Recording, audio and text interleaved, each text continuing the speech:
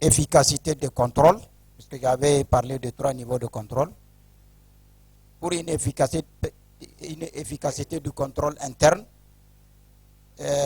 il faut former naturellement les organes délibérants locaux pour que les membres connaissent leurs attributions en matière de suivi et de contrôle de l'action de l'exécutif.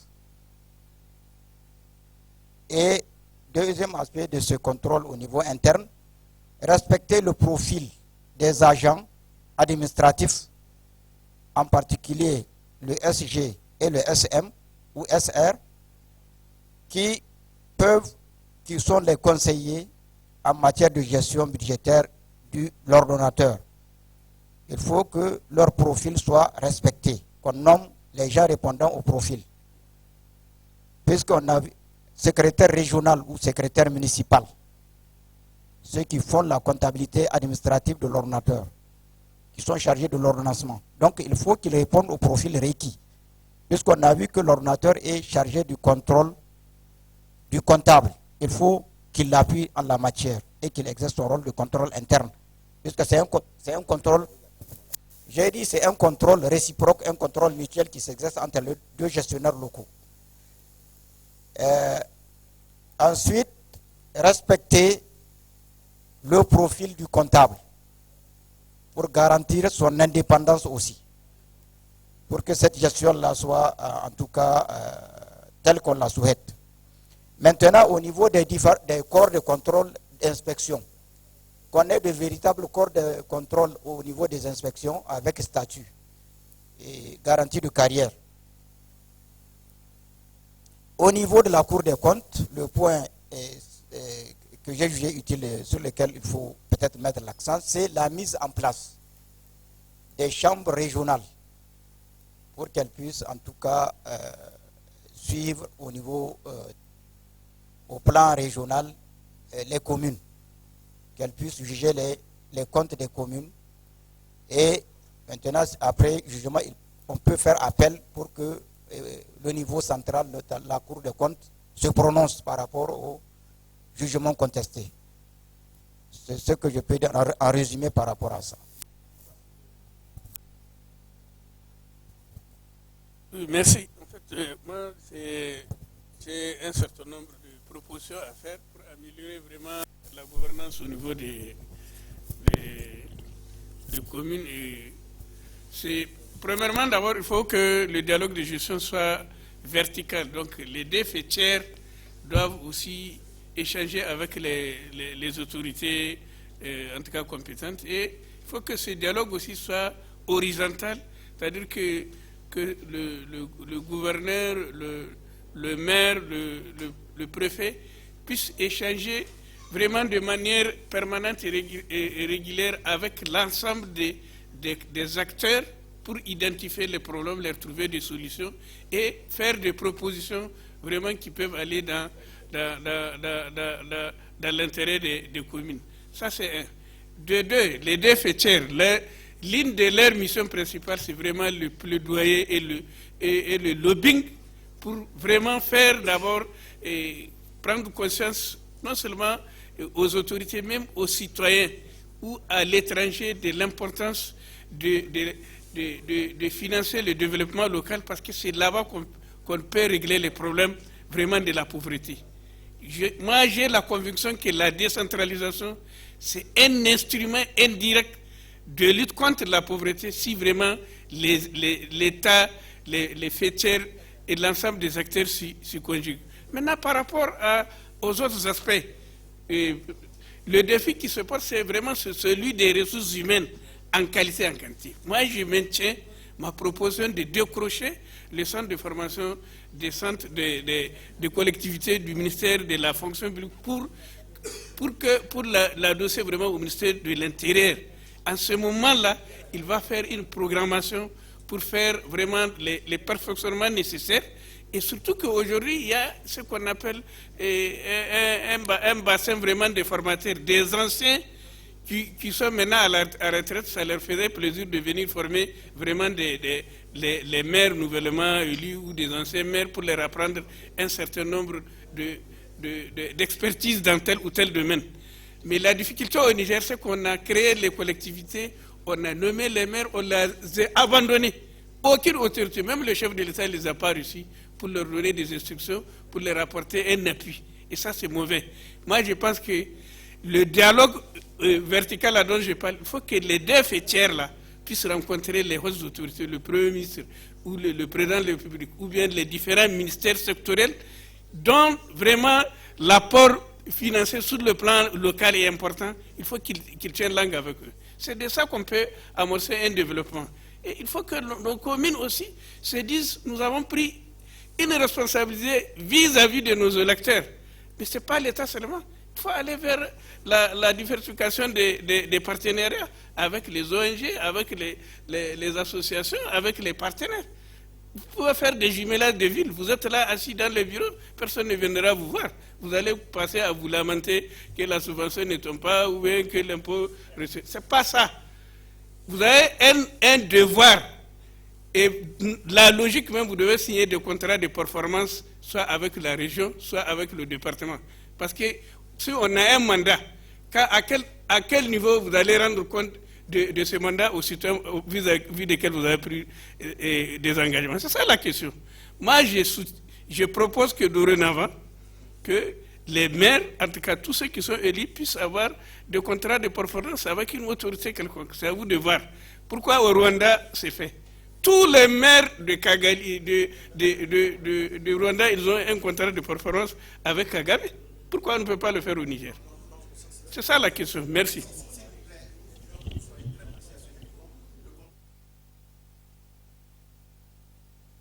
Ça la question, je dis, ça peut être avec soit avec le gouverneur, si c'est la région, si c'est au niveau du conseil régional, ou bien avec vraiment le préfet. Parce que c'est eux qui représentent l'État. Merci. Si vous me permettez d'intervenir par rapport à...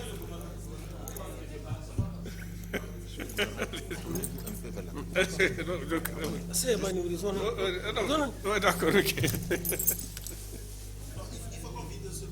Oui. Pas de problème. Non, on ne va pas le vider. Oui. C'est important.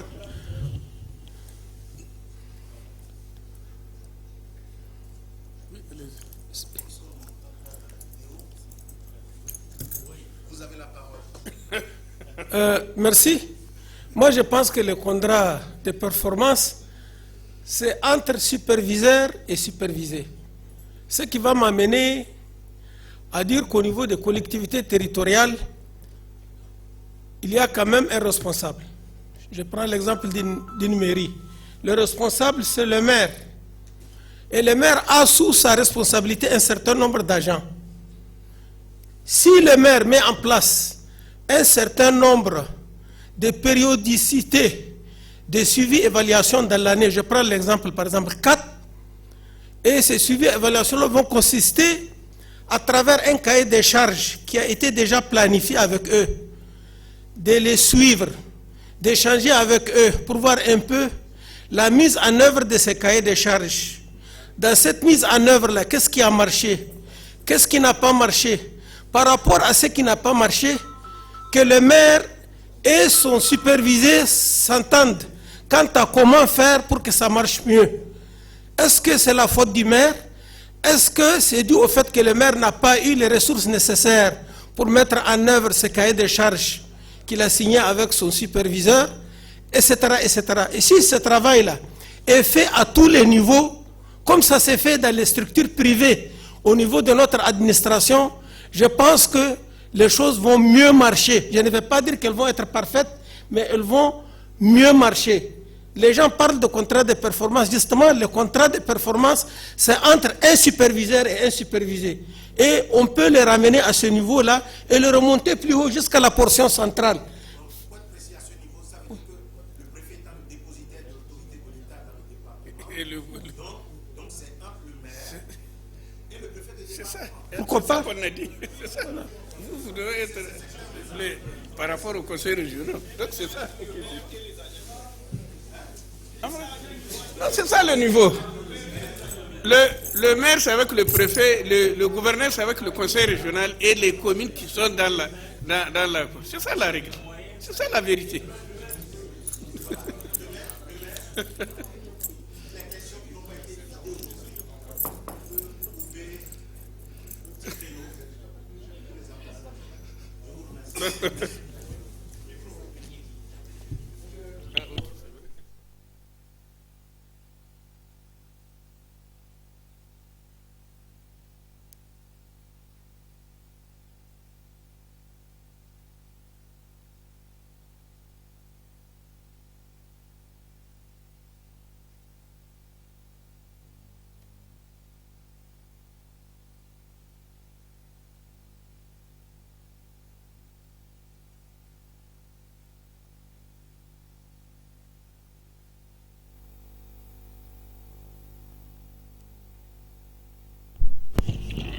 J'étais pas très enthousiasmé, mais je peux vous dire qu'aujourd'hui, comme l'a déjà eu à le préciser le doyen Sabou, la journée d'aujourd'hui, pour moi, a été plus concrète parce qu'on est parti de nos réalités, on n'est pas parti de l'État central vers le bas. Toutes les analyses, les réflexions menées sont parties des collectivités locales. Et je crois que c'est ce sur quoi nous devons agir. Et beaucoup de choses intéressantes ont été évoquées aujourd'hui. Il va falloir réconforter en essayant de trouver des techniques, des outils simples pour permettre aux responsables de ces collectivités territoriales d'avoir une culture managériale d'abord. La culture managériale consiste à avoir une vision, à se dire, je suis maire, voilà l'état dans lequel j'ai trouvé la collectivité. Il faut que notre collectivité, à l'image des documents d'orientation SDDCI et plan de développement économique et social, aussi dans les 5-10 années à venir, puisse être, par exemple, le champion dans tel domaine, dans le développement de tel pôle économique. Donc, quand on a cette vision, on a ces ambitions, eh bien, il faut que nos responsables comprennent, comme ça a été dit, qu'il y a beaucoup de possibilités de mobilisation. Il y a par exemple la diaspora. Il y a beaucoup de monde, de possibilités à ce niveau, mais qu'on ne sollicite pas. Il y en a qui attendent juste de les solliciter et de leur montrer les projets. Il y a aussi les technocrates. Chaque zone a des technocrates ou a des amis ou des gens qui sont liés parce que pour une raison ou une autre, quand je pense par exemple au professeur Tidjani, comme il a dit, son père a été sous-préfet à Saï à un moment donné. Aujourd'hui, il se sent encore lié par Saï. Et si Saï le sollicitait, il n'hésiterait pas à partir.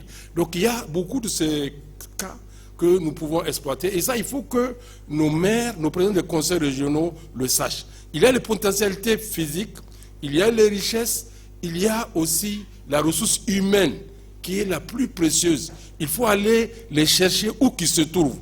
Soit qu'ils soient ressortissants, soit qu'ils soient amis, ou soit parce que par une connexion ou une autre, on peut arriver à leur mettre la main dessus. Et j'ai beaucoup apprécié une idée qui a été développée depuis hier, mais sur laquelle on n'a pas beaucoup insisté. C'est par exemple de faire des projets spécifiques. Par exemple, projets d'irrigation. On a beaucoup de communes qui sont tout au long du fleuve, qui peuvent se mettre ensemble et avec certainement un accompagnement plus structuré ou plus structurant, on peut arriver à développer et à faire en sorte que nous puissions réduire nos importations et de riz. Donc pour vraiment finir, je me dis, il faut partir des potentialités de nos zones, mettre tout ce qui a comme possibilité, surtout les ressources humaines. Il y a des gens qui n'attendent qu'à être activés et je vous assure qu'ils peuvent permettre aux communes et aux collectivités et autres de choses. Il y a aussi un cadre de concertation qui est déjà commencé à fonctionner dans la plupart de nos zones. C'est le cadre de concertation entre les collectivités locales. Et je pense que jusqu'ici, on n'en a pas parlé, mais c'est aussi un canal important à ne pas négliger, parce que comme on a vu, la communication constitue un important levier en matière de résolution ou de promotion dans le développement économique. Bonne fin de journée et à demain, Inch'Allah.